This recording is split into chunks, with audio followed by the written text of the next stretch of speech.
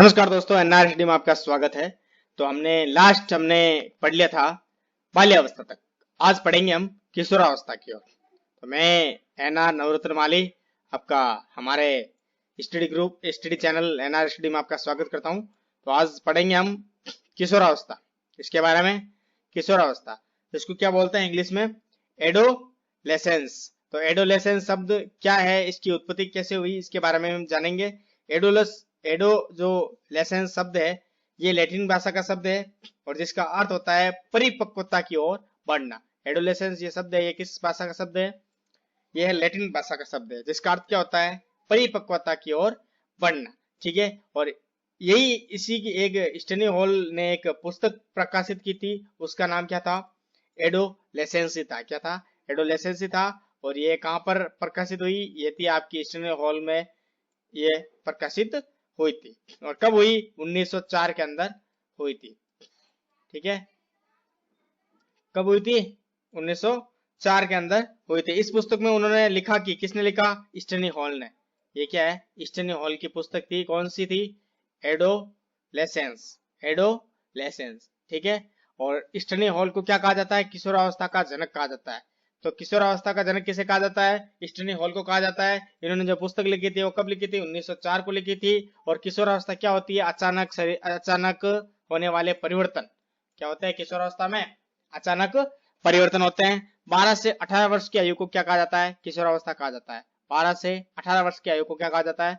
किशोरावस्था कहा जाता है। इस अवस्था में बालक का संपूर्ण विकास, पूर्ण परिपक्वत्व हो जाता है। तभी तो इसको परिपक्वता की ओर कहा गया है। बात करते हैं कि इस अवस्था में बालक में अचानक परिवर्तन होते हैं। क्या होता है? बालक में अचानक परिवर्तन होते हैं और उनका पूर्व अवस्थाओं से कोई संबंध नहीं होता है। पूर्व अवस्थाओं से इनका कोई संबंध नहीं होता है। स्टेनी हॉल ने अपने आकस्मिक विकास के सिद्धांत के पक्ष में एक और पुनरावृत्ति का सिद्धांत दिया था। इन्होंने एक और पुनरावृत्ति का सिद्धांत दिया था और इनका यह सिद्धांत सर्वश्रेष्ठ माना गया है। इसीलिए इनको क्या कहा जाता है? किशोरावस्था का जनक कहा जाता है। क्या कहा जाता है? किशोरावस्था का जनक कहा जाता है। अब किशोरावस्था के बारे में हम अलग अलग अवस्था है, उसके अंदर पूर्व किशोरावस्था है, जिसको हम तरुणावस्था बोलते हैं, वय संधि बोलते हैं। इसके बारे में अध्ययन करते हैं। तो आपकी पहली अवस्था आ जाती है पूर्व किशोरावस्था। जान लेते हैं पूर्व किशोरावस्था। ये पूर्व किशोरावस्था इसी को बोलते हैं तरुणावस्था, इसी को बोलते हैं वय संधि।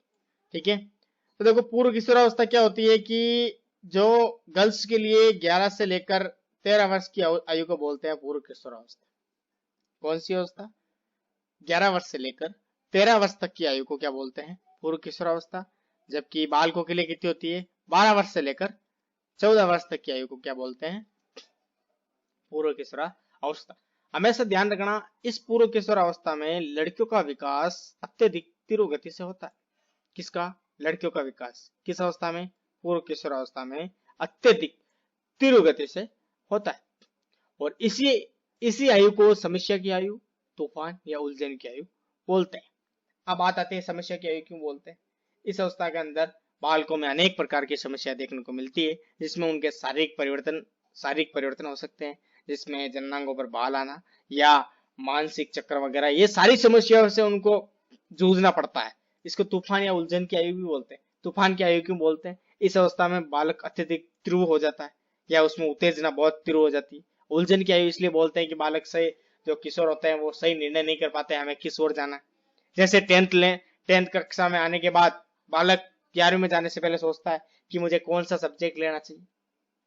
तो वो कौन सी अवस्था हो गई? उसकी उलझन की अवस्था हो गई, उसके तूफान की अवस्था हो गई। जब कोई सब्जेक्ट का सही चुनाव नहीं कर पाता तो वो किस में फंस गया?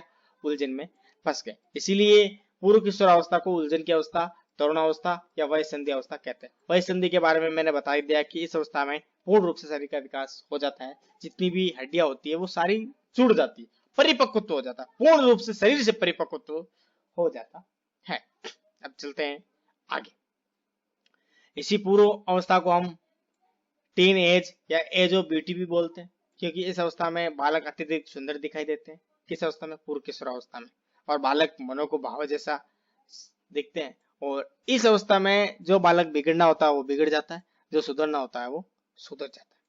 यानी बालक इस अवस्था में जिस ओर जाना चाहता है उस ओर चला जाता है। जैसे कि किसी बालक ने अगर चोरी की प्रवृत्ति बढ़ गई तो वो आगे जाकर चोर बनेगा। अगर किसी की बालक की पढ़ने में रुचि लग गई और वो किसी लक्ष्य को पाना चाहता है तो वो अवश्य अपने लक्ष्य को पाएगा। तो ये अवस्था किसमें होती है? पूर्व किशोरावस्था में होती है। क्यों? आप भी पाना चाहते हो लक्ष्य अपना, क्यों नहीं पाना चाहोगे? तो आगे चलते हैं, जो प्राथमिक एवं उत्तर किशोरावस्था अगली आ जाती है, प्राथमिक एवं उत्तर किशोरावस्था। ठीक है दोस्तों, ध्यान रखना, मैं जितना भी ये पढ़ा रहा हूं ये आप लिखिए, क्योंकि ये इसकी एक क्लास नहीं चलेगी, इसकी लगभग साइकोलॉजी की में क्लासेस चलेगी, लगभग मान के चलिए आप 40-50 क्लास से ज्यादा भी हो सकती है, क्योंकि जितने भी, फिर भी मैं काफी शॉर्ट बता रहा हूं आपको और विस्तार से बोल ज्यादा रहा हूं, लिखवा कम रखें। ठीक है, प्राथमिक एवं उत्तर किशोरावस्था कौन सी? प्राथमिक और उत्तर किशोरावस्था होती है 13 से लेकर 19 वर्ष तक की आयु। अब मैं वापस आपको रिपीट क्वेश्चन पूछ रहा हूं कि किस अवस्था में बालिका का विकास सबसे तीव्र गति से होता है? तो बालिका का विकास सबसे तीव्र गति से होता है पूर्व किशोरावस्था में। देखो ये मैंने यहाँ पर लिखा रखा है ना, तो ध्यान रखिएगा, भूलना नहीं है आपको। ठीक है, अब प्रारंभिक या उत्तर किशोरावस्था कितने वर्ष की आयु तक होती है? 13 वर्ष से लेकर 19 वर्ष तक की आयु को हम प्रारंभिक उत्तर किशोरावस्था कह सकते हैं। ठीक है, अब देखो, एक वैज्ञानिक थे आपके मनोवैज्ञानिक साहब, ये थे, इसका नाम था स्टेनी हॉल, जिन्होंने पुस्तक लिखी थी। उस पुस्तक का नाम क्या था? एडोलेसेंस। पुस्तक का नाम क्या है? एडोलेसेंस। तो उन्होंने लिखी थी, इसीलिए उनको किशोरावस्था का जनक भी कहा जाता है। तो उन्होंने किशोरावस्था के बारे में क्या कहा कि नया जन्म का काल। इस अवस्था को क्या कहा? नया जन्म का काल कहा। किसने कहा? स्टेनी हॉल ने कहा। और साथ ही इसने क्या कहा? इसी अवस्था को दबाव, तूफान, संघर्ष या तनाव का काल कहा। आगे समझ। अब देखो दोस्तों, एक और बात बता दूं, इस अवस्था में क्या क्या आता है। इस अवस्था को हमने नया जन्म का काल कह दिया। ठीक है, ये किसने कहा? स्टेनी हॉल ने कहा। और साथ ही और बता दूं कि इसमें हम परिवर्तन का काल भी कह सकते हैं, दबाव, तूफान, संघर्ष और तनाव का काल भी कहते हैं। और जीवन का सबसे कठिन काल भी क्या है? यही है। ठीक है, जीवन का सबसे कठिन काल कौन सा है? किशोरावस्था। इस अवस्था में जो बालक बनना चाहता है वो बन जाता है, और जो बिगड़ना चाहता है वो बिगड़ जाता है। इसीलिए जीवन का सबसे कठिन काल अगर है तो वह है किशोरावस्था। फिर समायोजन का अभाव, एक ऐसी अवस्था जिसमें बालक समायोजन नहीं कर पाता है, किसी के सहयोग की आवश्यकता होती है। और इस अवस्था में बालक विपरीत लिंगों से आकर्षण रखता है, जो कि उसे बर्बाद भी कर सकता है और उसे सुधार भी सकता है। समझ गए होंगे? यानी विपरीत लिंगों की ओर, लड़का लड़की की ओर और लड़की लड़कों की ओर। ठीक है, और इसी अवस्था में चौमुखी विकास एवं विषम लैंगिक आकर्षण, आगे चीज चौमुखी विकास हो जाता है, जो बनना चाहता है वो बढ़ जाता है। अत्यधिक परिश्रम भी इसी आयु में होते हैं, और समाज सेवा भी इसी आयु में होती है। अमूर्त विचार और मूर्त विचार। अमूर्त विचार जो आपके दिमाग में उत्पन्न होते हैं, जो कल्पनाएं चीजें होती है जिसके माध्यम से आप उस लक्ष्य तक पहुंचते हैं, चिंतन करते हैं, समायोजन बिठाने का प्रयास करते हैं। और इसमें अस्थिर संवेग होते हैं, संवेगों का कोई स्तर नहीं होता, अत्यधिक तीव्र हो जाता है, अत्यधिक धीमा भी पड़ जाता है, ये उस पर निर्भर करता है। ठीक है, तो इस अवस्था में क्या होती है, अब मैं आपको और एक्स्ट्रा बता दूं कि इस अवस्था में क्या होता है कि जैसे कि देशभक्ति की भावना, खून जोश उगलता है, नहीं मुझे देशभक्ति में जाना है, मुझे आर्मी में जाना है, तो ये भावना किस अवस्था में होगी? किशोरावस्था में होगी। फिर इसी अवस्था को हम स्वर्ण काल भी कहते हैं, गोल्डन एज बोलते हैं। इसको हम बसंत ऋतु भी बोलते हैं। बसंत ऋतु यानी चेंज होती रहती है, परिवर्तन आते रहते हैं। बसंत ऋतु वही है, चेंज होना, परिवर्तन आना, इसको। ठीक है, और इस अवस्था में मेन चीज होती है कि समायोजन का क्या होता है? अभाव होता है। और वीर पूजा की प्रवृत्ति भी होती है, यानी वीर पूजा यानी ये वीरों के प्रति, वीर पुरुषों को अपना आदर्श मानता है, वीर पुरुषों को अपना आदर्श मानता है। जैसे भगत सिंह मानते हैं ना कई लोग, नहीं मैं तो भगत सिंह के आदर्श पर चलने वाला हूं। साथ ही अब देखो इस अवस्था में क्या होती है कि बंदा सोचने लग जाता है, नहीं मुझे माता पिता को कमा कर देना है, यानी व्यवसाय की चिंता होगी। और साथ ही कल्पना का भावी मूल्य होगा, दिवा सोमपन की प्रवृत्ति होगी, और सर्वाधिक काम प्रवृत्ति होगी। ठीक है, और तार्किक चिंतन होगा, अमूर्त चिंतन होगा, और पीढ़ियों में अंतर के कारण विचारों में मतभेद होगा, और साथ ही समस्याओं की आयु और उलझन की आयु होती। तो ये आपने इसके बारे में लगभग समझ लिया होगा किशोरावस्था क्या है। ठीक है, अब पढ़ते हैं कि किशोरावस्था को लेकर अलग अलग हमारे मनोवैज्ञानिक हुए, उनका और तो कुछ काम था नहीं, तो उन्होंने परिभाषा दे डाली, और हम बेचारे रीट वाले फर्स्ट ग्रेड, सेकंड ग्रेड, उनको याद करने पर तुला दिया। वही चीज सोचते हैं कि नहीं तो वह तो यूरा पर लार मारने समस्या छोड़गा, वही चीज है। अब परिभाषाओं की बात करते हैं। तो किशोरावस्था, तो रोज के अनुसार किशोरावस्था क्या है? रोज के अनुसार किशोरावस्था किसे कहा गया है? यानी आदर्शों का निर्माण एवं पोषण, उसको क्या कहा? किशोरावस्था का। रोज के अनुसार किशोरावस्था क्या है? किशोरावस्था वो है कि किशोर समाज सेवा के आदर्शों का निर्माण करता है एवं पोषण करता है। किशोर क्या करता है? आदर्शों का निर्माण करता है एवं पोषण करता है। फिर वैलेंटाइन, वैलेंटाइन डे नहीं, आप सोच रहे होंगे वैलेंटाइन डे वो वाला वैलेंटाइन डे नहीं 14 फरवरी वाला। ये वैलेंटाइन एक वैज्ञानिक है जिसने क्या कहा था, इस अवस्था में अपराध प्रवृत्ति समय ज्यादा होता है। यानी किशोरावस्था अपराध प्रवृत्ति के विकास का नाजुक समय है, क्योंकि इस अवस्था में अगर बालक अपराध की प्रवृत्ति में घुस जाता है ना, तो वो सबसे बड़ा अपराधी भी बन सकता है। किसी कमी को लेकर वो शॉर्ट तरीके अपनाता है ना, या जो वो चाहता है कि मुझे जल्दी हासिल हो जाए, मैं कब उसको पालूं, तो उसके लिए वो अलग तरीके के या ऐसी चीजें अपनाता है जो कि समाज की दृष्टि से अपराध है। ठीक है, अब आपको समझ में आ गया होगा। फिर अगले वैज्ञानिक है आपके जरशील्ड। ठीक है, तो जो जरशील्ड जी है उनके अनुसार क्या कहा, तो उन्होंने कहा कि किशोरावस्था वो समय है जिसमें विचारशील व्यक्ति बाल्यावस्था से परिपक्वता की ओर बढ़ता है। यानी बाल्यावस्था से परिपक्वता की ओर बढ़ने वाली आयु कौन सी है? किशोरावस्था। ये किसने कहा? जरशील्ड। ठीक है, अब चलते हैं, अगला वैज्ञानिक आ गया आपका कोल एवं ब्रूस। कौन सा है? कोल एवं ब्रूस ने क्या कहा कि चिन्ह संवेगात्मक विकास। कोल एवं ब्रूस ने क्या कहा कि जो किशोरावस्था के आगमन का जो मुख्य चिन्ह संवेगात्मक विकास में तीव्र परिवर्तन, यानी चिन्ह संवेगात्मक विकास क्या है कि उनके संवेगों में तीव्र परिवर्तन होता है।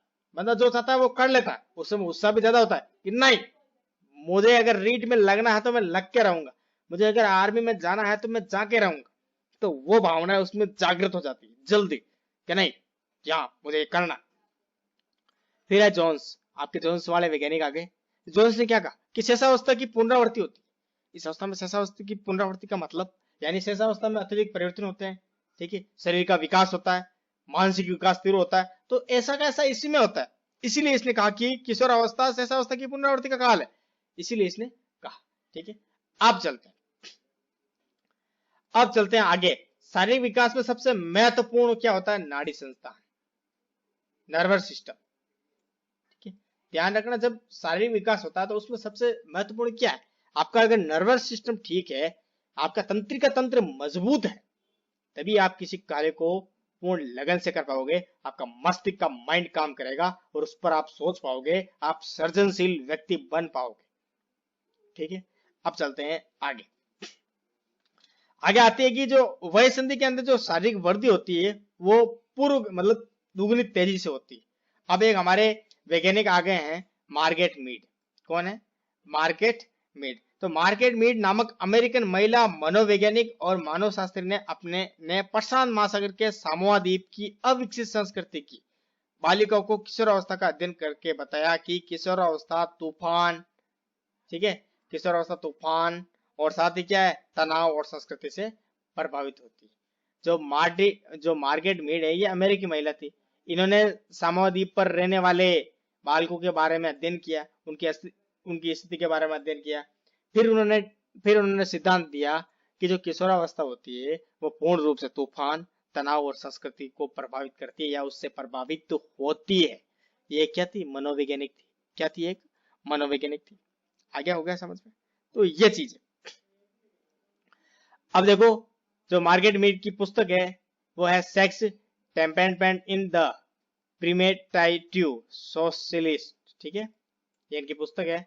आगे चलते हैं, किशोरावस्था के विकास का सिद्धांत। किसका सिद्धांत आ रहा है?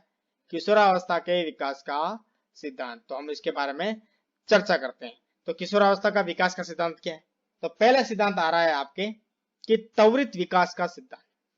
क्या है? त्वरित विकास का सिद्धांत। तो त्वरित विकास के सिद्धांत में क्या होता है कि किशोरावस्था में अचानक परिवर्तन होते हैं। क्या होता है? किशोरावस्था में अचानक परिवर्तन होते हैं। और ये किसने बताया? त्वरित विकास का सिद्धांत किसने दिया था?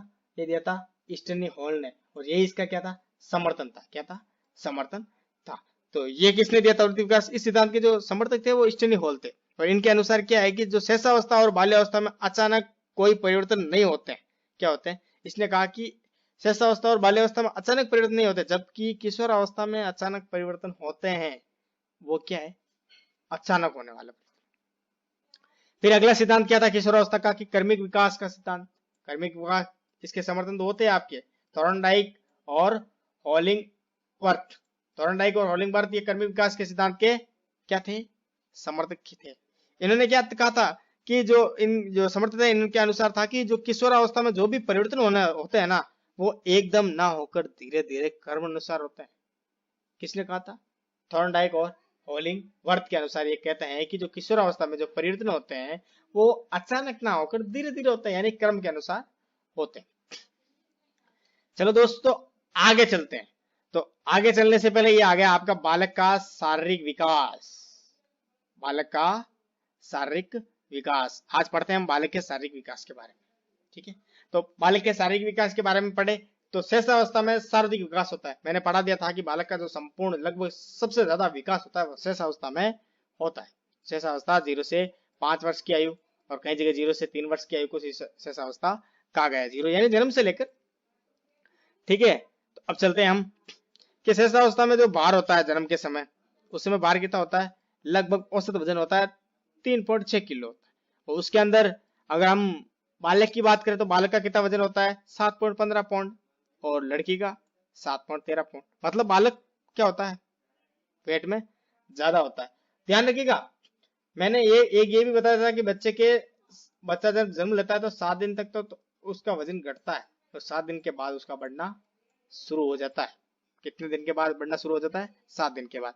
फिर यहाँ पर देखिए, और मैं बता रहा हूँ कि 6 माह में वजन कितना हो जाता है? 2 गुना हो जाता है। जबकि एक वर्ष में कितना हो जाता है? 3 गुना हो जाता है। और लड़कों का भार लड़कियों की अपेक्षा क्या होता है? ज्यादा होता है। क्या होता है?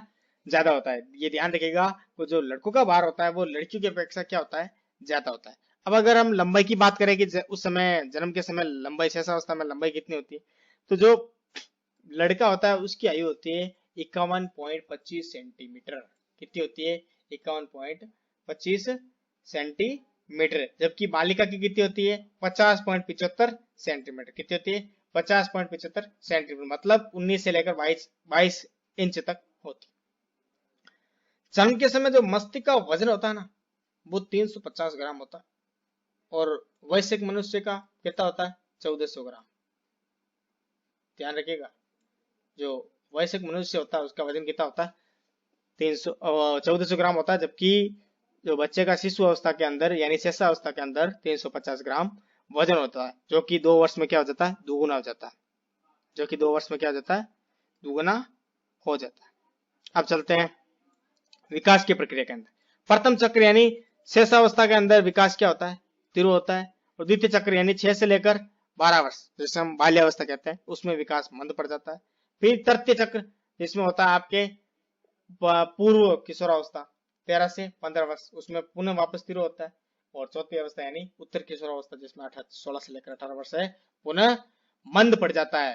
ठीक है, तो ये सारी सारणी है, मैंने अच्छी तरीके से बता रखा है, आप पढ़ लेना। देखो, जो श्रवण संवेदना होती है यानी सुनना, तो जो सुन सकते हैं वो कब सुन सकते हैं? जन्म के बाद बच्चा सुन सकता है।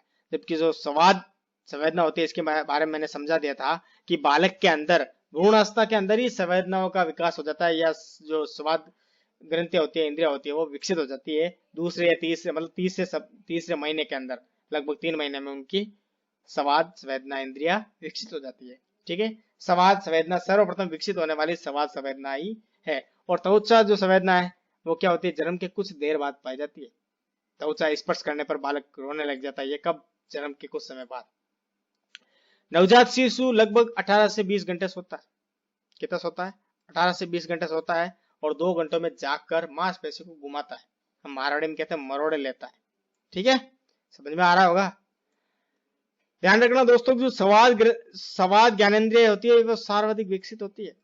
स्वाद ज्ञानेंद्रिय क्या होती है? सर्वाधिक विकसित होती है। अब देखो, जो मांसपेशियां होती है वो जन्म के समय लगभग 23% विकसित होती है। वो जो कि शरीर के बाकी कितनी प्रतिशत होती है? लगभग 23% होती है। हमेशा ध्यान रखना, जन्म के समय जो धड़कन होती है 140 बार पर मिनट में उसकी धड़कन होती है। वैसे सामान्य की धड़कन होती है 72 मिनट प्रति बार, ठीक है। यानी 1 मिनट में 140 बार धड़कता है, इसलिए हम औसतन ले सकते हैं 130 से 150 बार। सबसे ज्यादा जो धड़कन होती है वो शिशु की होती है, उनमें तेज धड़कता है क्योंकि वो छोटा होता है, इसलिए मतलब एक हमेशा ध्यान रखना, जितना ज्यादा शरीर छोटा होगा उसकी धड़कन उतनी तेज होगी। जैसे हाथियों की धड़कन उसकी कम होती है क्योंकि उसके 25 बार ही धड़कता है, क्यों, बड़ा है। तो ये हमेशा ध्यान रखना, जितना ज्यादा आकार में बड़ा होगा उसकी धड़कन कम होगी, क्योंकि जो रक्त है वो पूरा संचरण करेगा तो उसमें टाइम लगेगा। अब बच्चा जब उसमें पंप करेगा तो वो जल्दी कवर कर लेगा, इसलिए तो जितना ज्यादा आकार बड़ा होगा, जैसे कि डायनासोर की मान ले तो उसमें 10 से 12 बार ही थी, 1 मिनट में 10 से 12 बार ही उसका हृदय धड़कता था, क्यों, उसमें टाइम लगता है। जब पंप करता है हृदय तो उसमें टाइम लगता है। ये आपके लिए नया नॉलेज है आपके लिए कि मतलब जितना बड़ा बड़ा शरीर होता है उसकी धड़कन उतनी ही कम होती है। एक ध्यान रखना, जो बुजुर्ग होते हैं उनमें धड़कन कम, मतलब जो धड़कती है कम, यानी उसमें धड़कने कम धड़कती। अब देखो जैसे ये मोर अवस्था क्या होती है कि बालक किसी चीज को छीनना चाहे तो वो छीन लेता है। मोर अवस्था वही तो मोर अवस्था है कि उसमें के अंदर होता क्या है, ठीक है। ये बालक किसी चीज को जैसे ये चीज है इसको पकड़ना चाहेगा तो उसके हाथ में दोगे तो वो पकड़ लेगा, तो ये क्या कहलाती है, उसकी मोर अवस्था कहलाती है। आ गया समझ में। तो आज के लिए हम यहाँ तक ही पढ़ते हैं, और आगे के लिए हमारे साथ बने रहने के लिए आपका धन्यवाद। और अगर हमारे चैनल को सब्सक्राइब नहीं किया तो सब्सक्राइब कर ले, और साथ ही बेल आइकन का बटन जरूर दबाएं। धन्यवाद दोस्तों।